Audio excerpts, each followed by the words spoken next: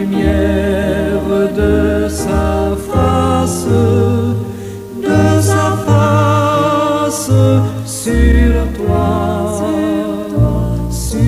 toi, use de grâce envers toi et te donne la paix, et te donne la paix.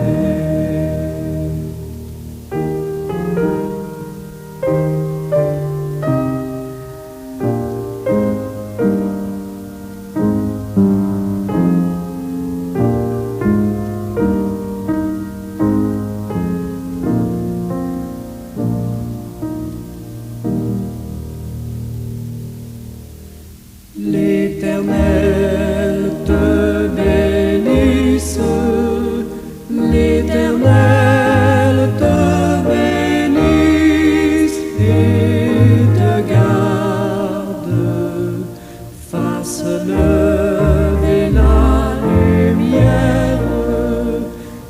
lumière de sa face sur toi,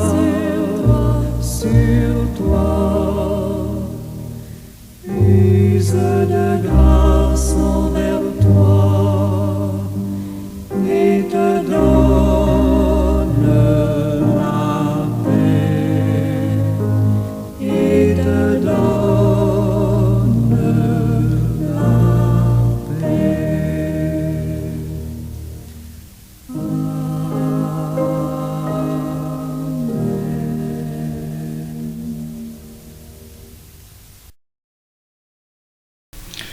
Seigneur Dieu, notre Père, Dieu de justice et de sainteté, nous venons devant toi avec humilité et confiance, te reconnaissant comme le gardien de nos vies et de notre honneur.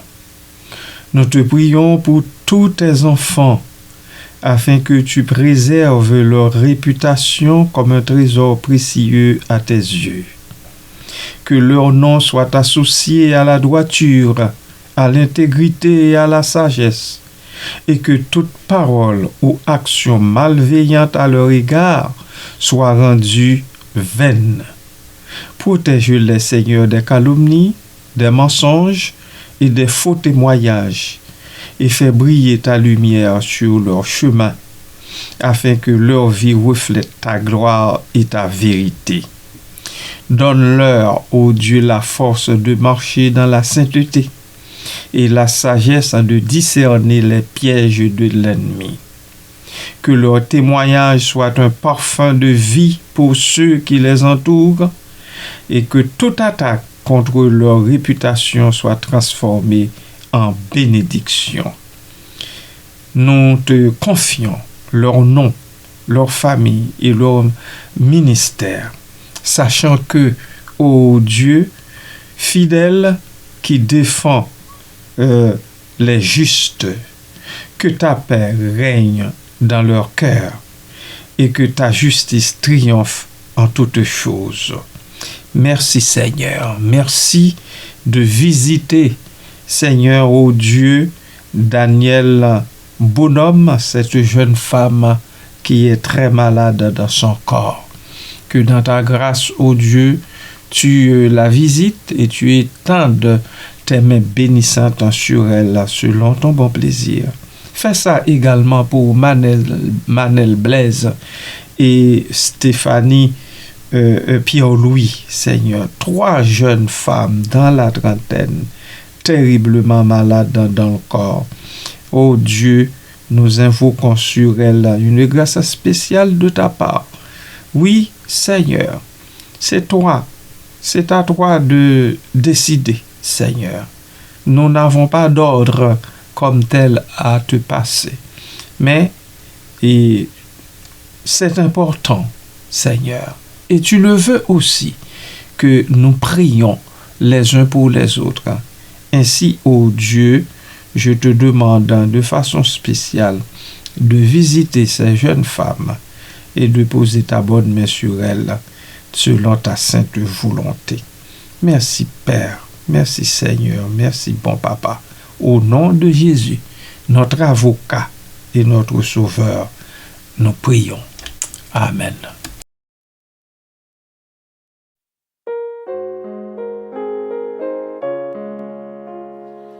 Immense grâce, ô merveilleux amour, sur mon cœur passe, passe et repasse toujours, et comme un océan puissant, dont les flots vont en se pressant, l'amour de Jésus m'inonde.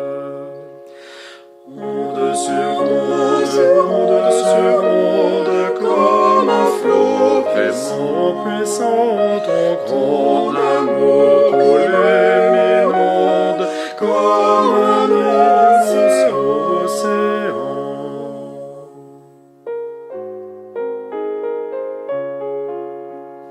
Sang du calvaire, versé pour mes forfaits, flot de lumière, parfaite et céleste paix, la puissante grâce de Dieu, comme un fleuve délicieux, coule aujourd'hui dans mon âme. Onde sur onde, comme un flot pressant, puissant, ton grand amour coulait m'inonde, comme un immense océan.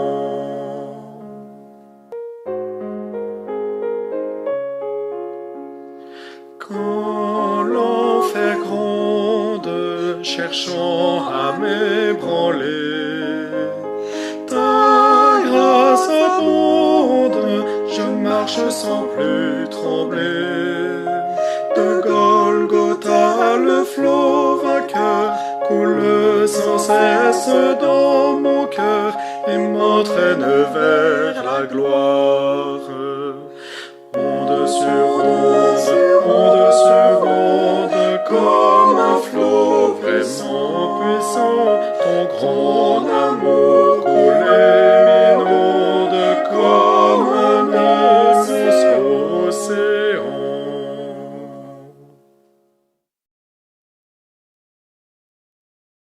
La bonne réputation vaut mieux que le bon parfum. Ecclésiaste chapitre 7, verset 1a.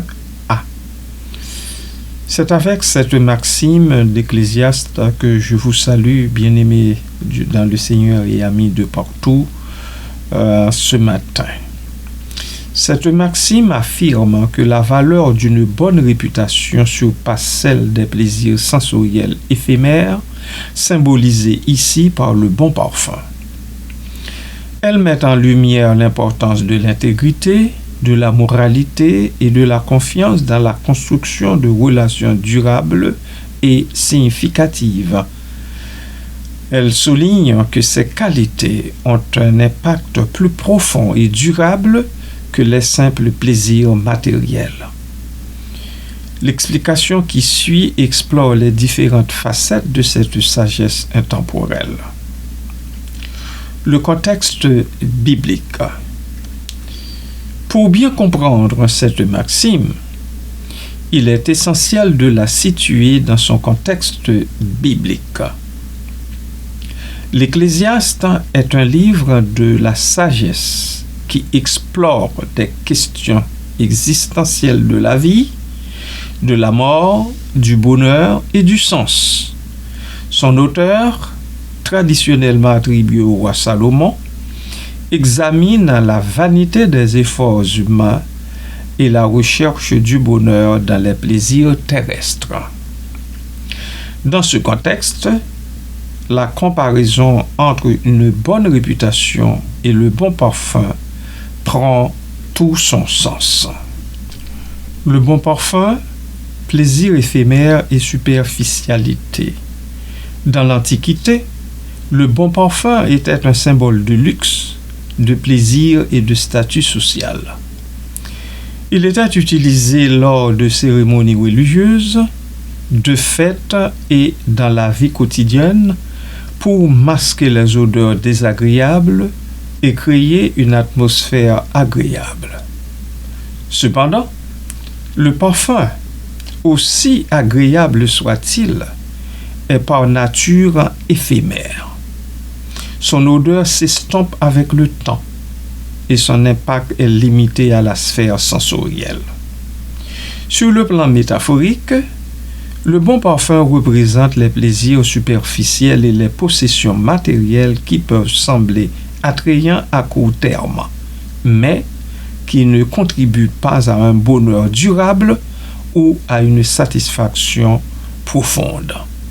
Il peut également symboliser la vanité, l'ostentation et la recherche de l'approbation des autres par des moyens superficiels. Arrêtons-nous ici un instant.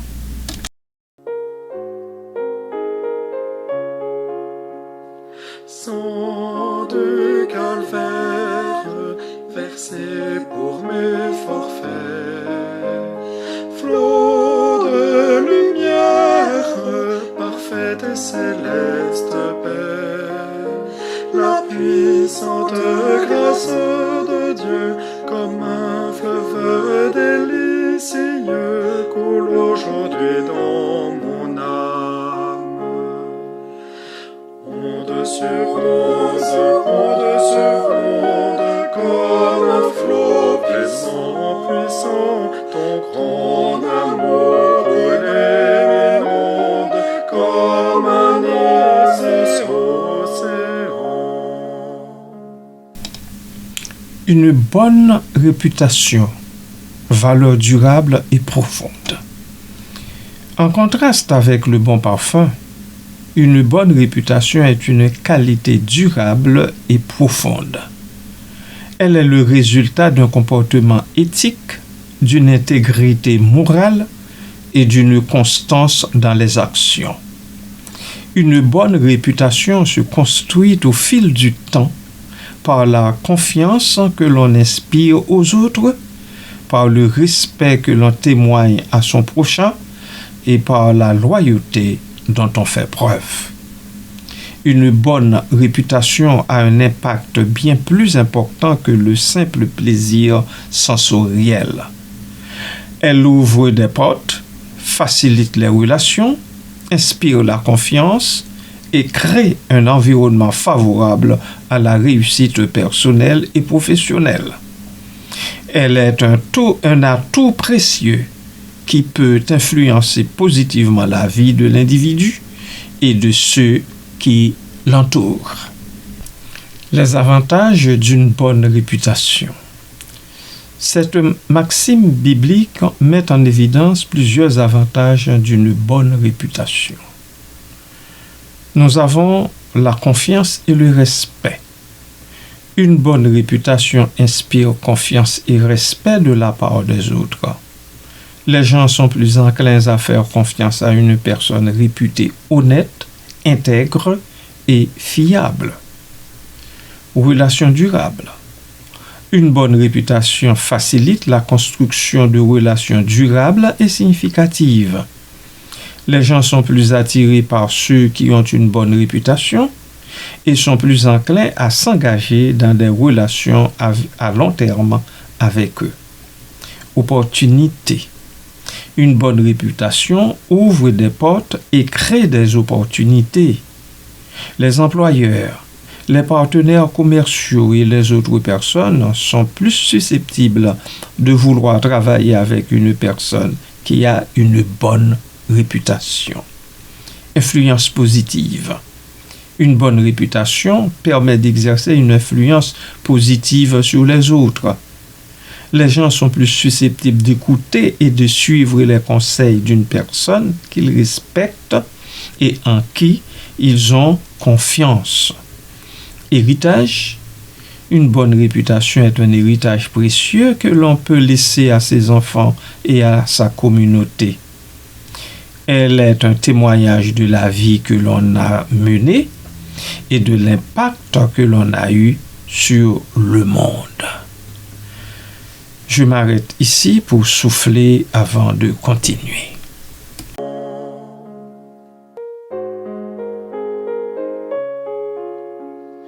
Quand l'enfer gronde, cherchant à m'ébranler, ta grâce abonde, je marche sans plus trembler.